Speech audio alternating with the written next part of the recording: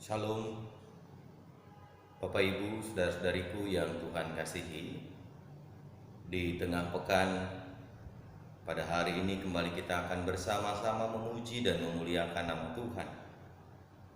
Sebagai bakti kita pada saat ini, mari kita bersama-sama naikkan pujian pelengkap Kidung Jemaat 299.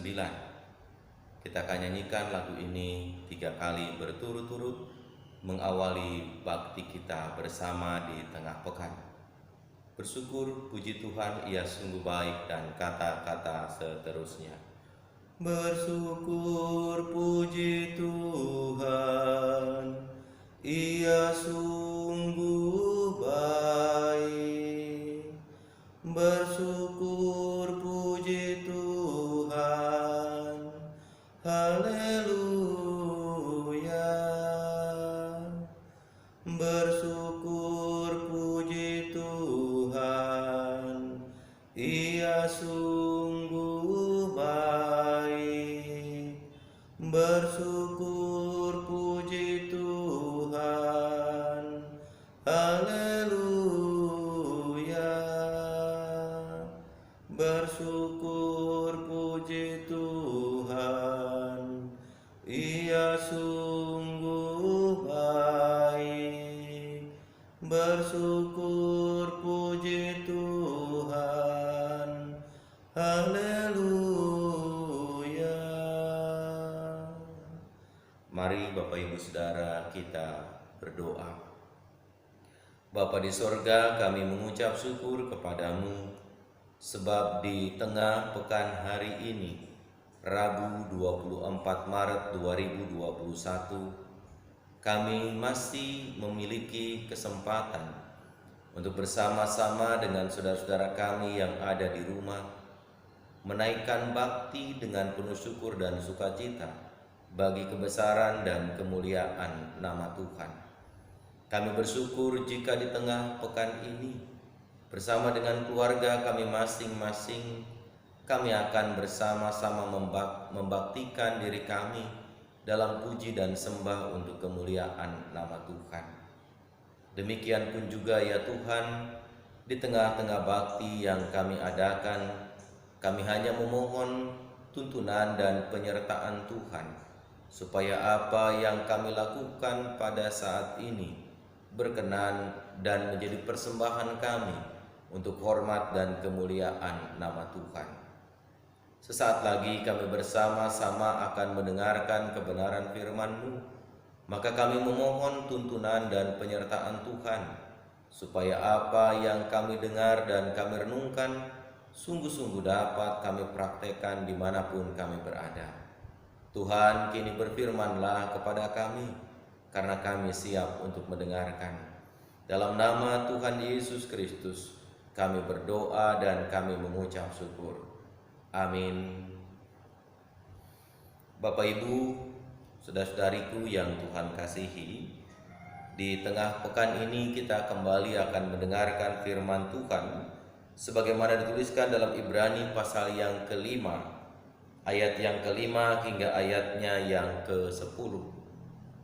Ibrani 5 ayat 5 hingga 10 saya bacakan untuk Bapak Ibu dan saudara-saudari sekalian.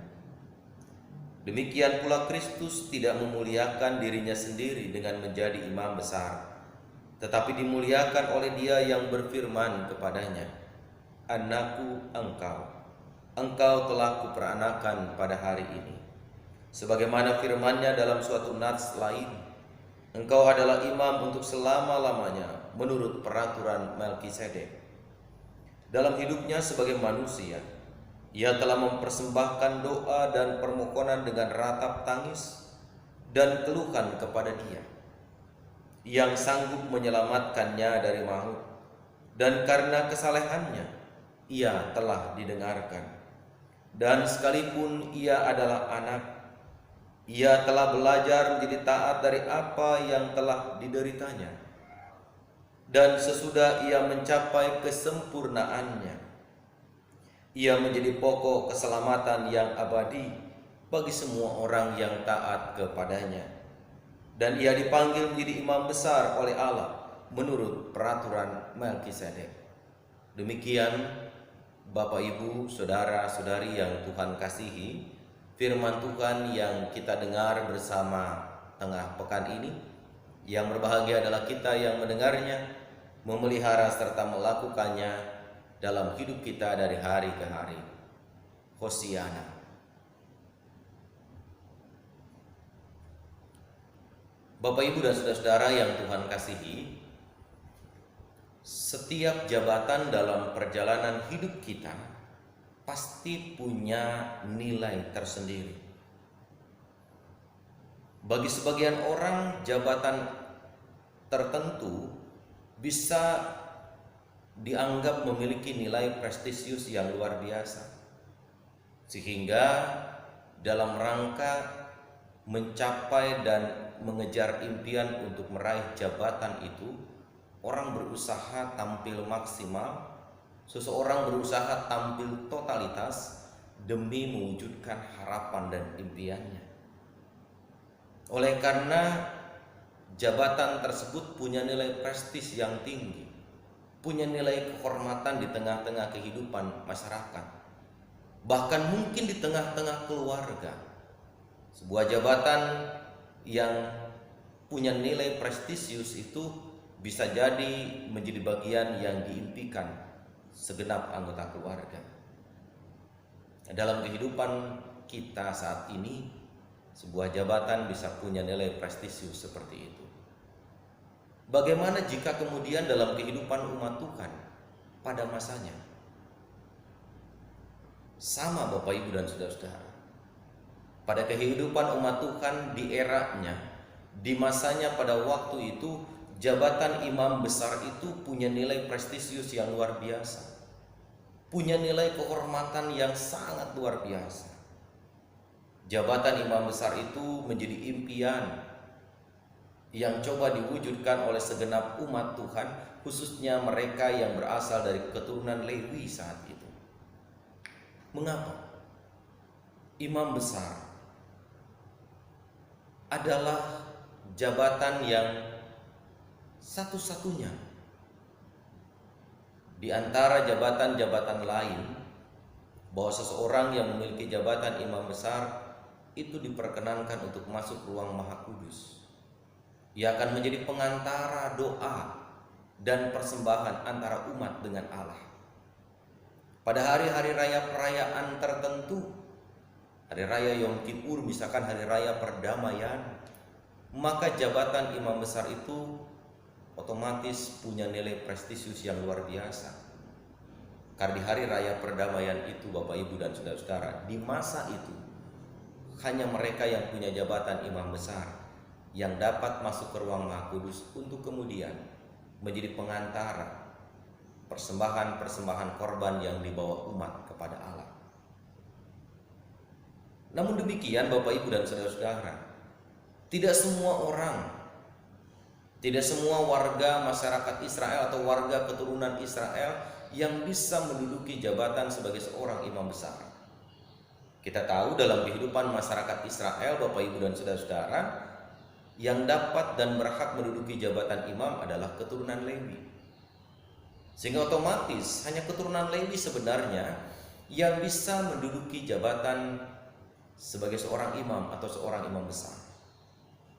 Pertanyaannya Bapak Ibu dan saudara-saudara, bagian Alkitab yang kita baca saat ini menjelaskan dan memberikan sebuah tanda atau isyarat, bahkan gambaran yang sangat jelas bahwa Yesus dipilih menjadi seorang imam besar. Padahal Yesus bukan keturunan Lewi, tetapi Yesus ditetapkan Allah. Yesus ditetapkan Bapaknya untuk menjadi imam besar, menjadi pengantara. Bukan lagi pengantara antara perjumpaan umat dengan Allah, tetapi menjadi jembatan sekaligus dalam rangka mendamaikan umat dengan Allah. Jika dahulu di masa-masa umat Tuhan Israel atau di masa-masa eranya bangsa Yahudi, jabatan imam besar itu Bapak Ibu dan saudara-saudara adalah pengantara umat yang mempersembahkan korban dengan Allah untuk masuk ke ruang Maha Kudus. Umat membawa persembahan korban, apakah itu anak domba jantan, anak lembu yang tak bercacat dan bercela, lalu kemudian itu dibawa sebagai persembahan di hari perdamaian untuk mendamaikan hubungan umat dengan Tuhan. Tetapi ketika Yesus menjadi seorang imam besar, oleh karena pilihan Bapaknya sendiri, Yesus tidak lagi, Bapak Ibu dan saudara-saudara, mempersembahkan korban-korban seperti yang dilakukan oleh umat. Tetapi Yesus justru menjadikan dirinya sendiri sebagai korban bagi penebusan dosa manusia. Termasuk adalah Yesus menjadi korban bagi penebusan orang-orang yang membenci dirinya. Yesus menjadi korban penebusan dosa bagi orang-orang yang tidak menyukai kehadiran dirinya. Orang-orang yang selama ini mencaci maki, meludahi, merendahkan Yesus, bahkan mencoba membunuh Yesus, justru mereka diselamatkan oleh karena Yesus yang mau menjadi korban atas segala dosa-dosa mereka. Yesuslah korban itu sendiri. Jika imam besar di masa kehidupan bangsa Israel atau umat Yahudi pada waktu itu menjadi pengantara, tapi Yesus justru adalah korbannya sendiri. Semua Yesus lakukan, Bapak Ibu dan saudara-saudara, adalah dalam rangka ketaatannya kepada Bapa. Semua Yesus lakukan dalam rangka mewujudkan kasihnya kepada Bapa dan kasihnya kepada umat manusia. Jika bukan karena kasihnya kepada Bapa dan ketaatannya kepada Bapa, serta kasihnya kepada umat yang berdosa, agar mereka tidak terus hidup dalam dosa, mungkin saja Yesus bisa menolak pilihan itu. Tetapi bagi Yesus tidak ada pilihan yang lain. Demi melihat manusia hidup dalam sejahtera, demi melihat manusia menjalani hidup dalam karya keselamatan, demi umat manusia agar dapat menjalani hidup dengan penuh sukacita di masa-masa yang akan datang, tidak ada pilihan lain bagi Yesus selain Ia menjadi korban penebusan bagi segala dosa manusia. Yesus korban sempurna untuk hadirnya damai sejahtera. Dan Yesus lakukan itu sebagai bentuk ketaatannya kepada Bapa. Maka bagi kita sekalian, Bapak Ibu dan saudara-saudara, dalam rangka memasuki Minggu Prapaskah yang kelima, kita pun diajak dan diajar kembali. Sudahkah kita sebagai orang-orang yang percaya kepada Yesus juga mau melakukan yang terbaik bagi kemuliaan nama Allah sendiri? Sudahkah kita sebagai orang yang percaya kepada Allah mewujudkan peran dan panggilan kita dengan setulus-tulusnya, dengan setotal-totalnya, tanpa kita memandang dan memberikan penilaian-penilaian yang tidak baik terhadap karya-karya yang dilakukan? Bapak, Ibu dan saudara-saudaraku yang Tuhan kasihi, Yesus mau berkorban tanpa melihat siapa yang akan ditolong dan diselamatkan. Yesus mau berkorban dengan mengorbankan dirinya karena manusia membutuhkan pertolongan. Di tengah keberdosaan dan keterasingannya dari Allah, Yesus sadar betul manusia perlu ditolong. Umatnya perlu mendapatkan pertolongan. Karena itulah Bapak, Ibu dan saudara-saudara, Yesus mau menjadi sama dengan kita. Ia mau mengorbankan dirinya dengan menjadi imam besar. Ia korbankan dirinya, jiwa raganya, agar manusia beroleh damai dan sukacita. Adakah juga di antara kita yang mau berkorban untuk melakukan yang terbaik bagi kehidupan segenap bangsa ini? Adakah di antara kita juga yang mau berkorban untuk menghadirkan sukacita dan damai di tengah kehidupan umat manusia? Adakah di antara kita yang juga mau mengikuti teladan Yesus, memberikan yang terbaik demi kehidupan dan penata layanan kehidupan gerejanya? Saudara-saudara, Bapak Ibu yang Tuhan kasihi, Minggu Prapaskah yang kelima ini ingin mengajak kepada kita. Kehadiran kita sebagai umat yang percaya bukan sekedar hadir tanpa sebuah tindakan, tapi kita hadir di tengah-tengah kehidupan dunia ini juga dipanggil untuk mewujudkan sebuah karya yang nyata, baik bagi kehidupan kita dan keluarga, ataupun juga bagi kehidupan gereja dan bangsa.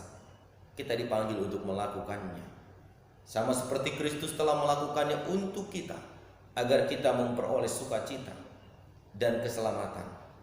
Maka kini kita pun juga dipanggil untuk menghadirkan damai sejahtera. Jika pengorbanan Kristus telah memungkinkan kita beroleh damai sejahtera, apakah juga yang kita telah perbuat dan kita lakukan telah memungkinkan orang lain merasakan sukacita?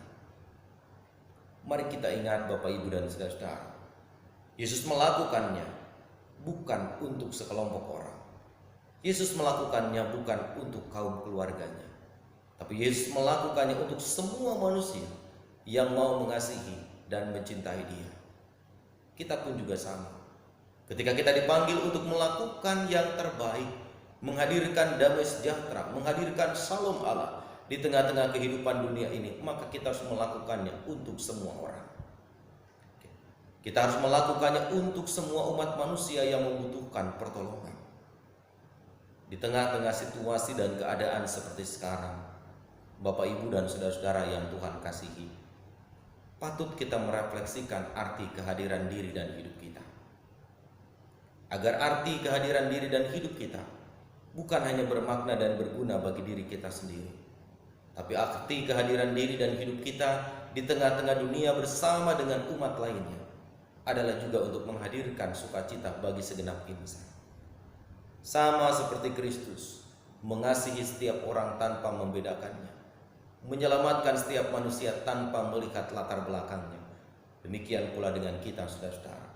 Kita dipanggil untuk mewujudkan karya nyata dengan melakukan yang terbaik bagi semua orang tanpa terkecuali. Sebab shalom atau damai sejahtera Allah adalah milik semua orang. Dan tugas kita untuk mewujudkan semuanya itu dengan mengikuti teladan yang Kristus ajarkan. Selamat mewujudkan panggilan hidup kita untuk menghadirkan sukacita dan damai sejahtera bagi setiap orang. Sebab setiap orang di antara kita dipanggil untuk mewujudkannya sebagaimana Kristus telah memulainya. Amin. Bapak, Ibu, dan saudara-saudara yang Tuhan kasihi, kita akan merespon kebenaran firman Tuhan pada saat ini. Bapak, Ibu yang berada di rumah dan tengah bersama-sama berbakti bersama anggota keluarga, mari kita nyatakan ungkapan syukur kita melalui persembahan dengan kita mendengarkan firman Tuhan yang disampaikan dalam Matius 5 ayat yang ke-7. Berbahagialah orang yang murah hatinya, karena mereka akan beroleh kemurahan. Bapak, Ibu dapat menghimpunkan persembahan itu dengan memasukkannya ke dalam amplop khusus dengan tulisan persembahan KRT yang Bapak, Ibu dapat bawa ke gereja pada hari Minggu. Kita akan menghimpun persembahan ini dengan tenang.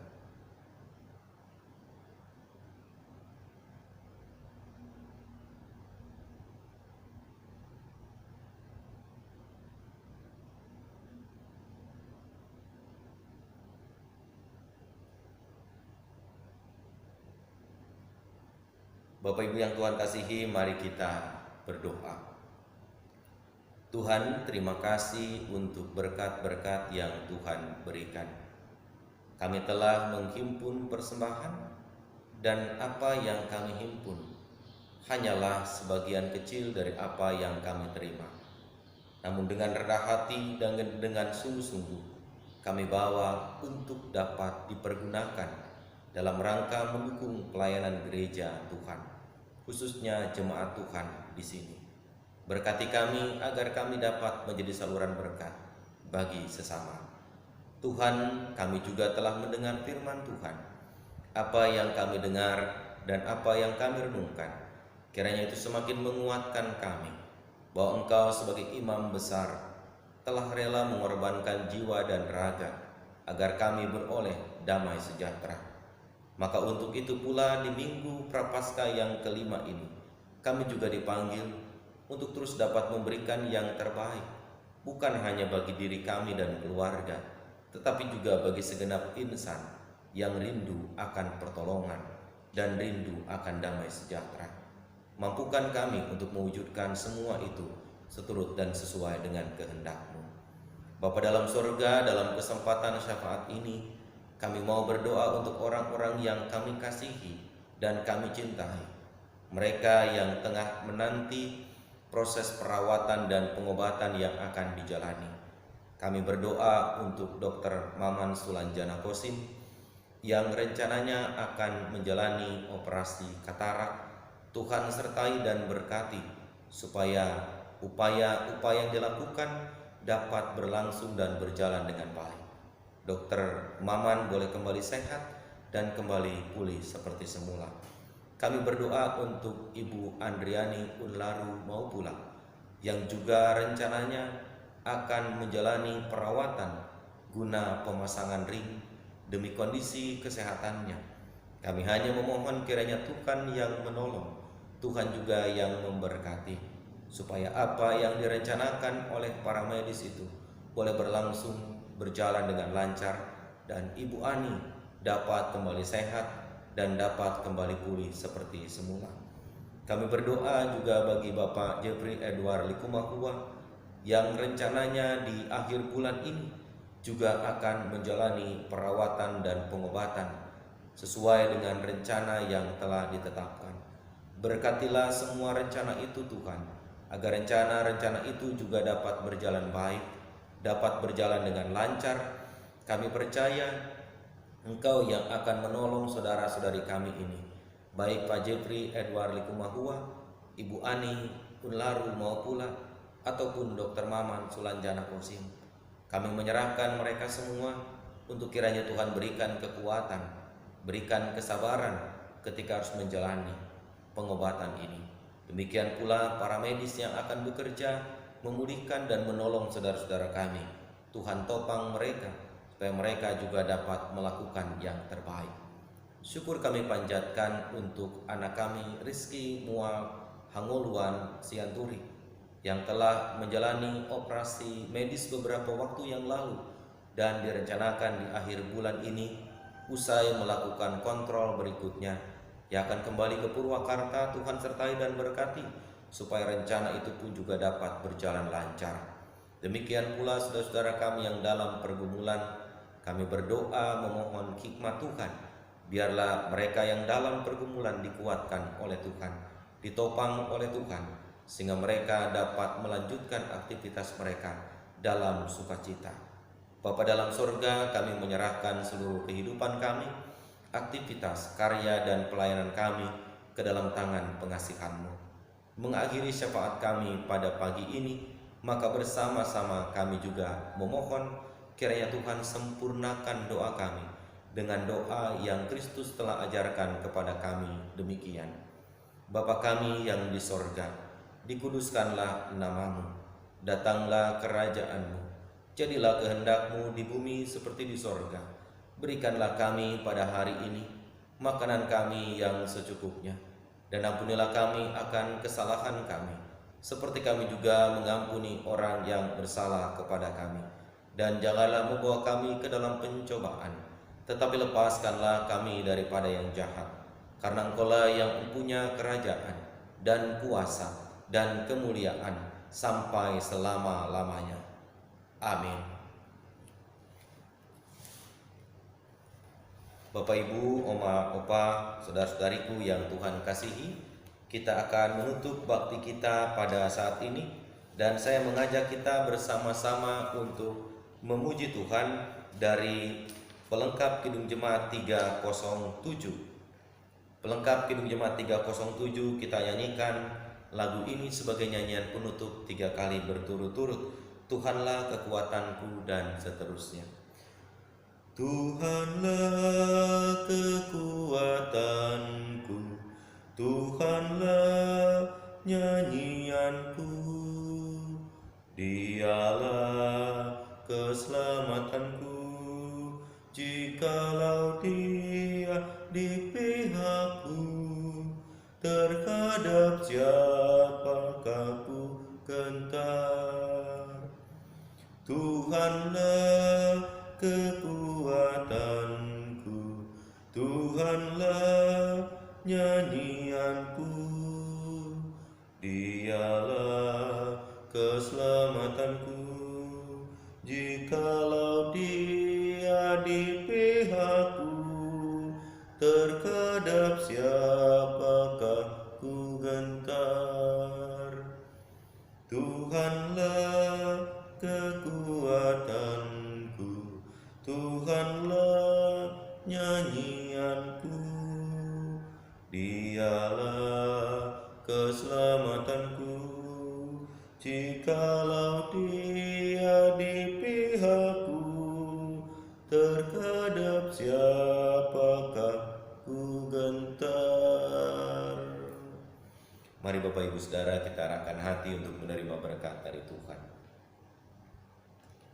Kasih karunia dan damai sejahtera dari Allah Bapa, kasih dari Tuhan Yesus Kristus, dan kasih dalam persekutuan dengan Roh Kudus, kiranya menyertai dan memberkati kehidupan saudara-saudari sekalian, dari sekarang ini sampai selama-lamanya.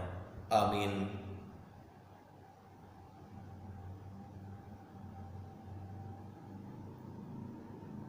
Demikian Bapak Ibu Saudara, kebaktian tengah pekan kita telah selesai. Tuhan memberkati.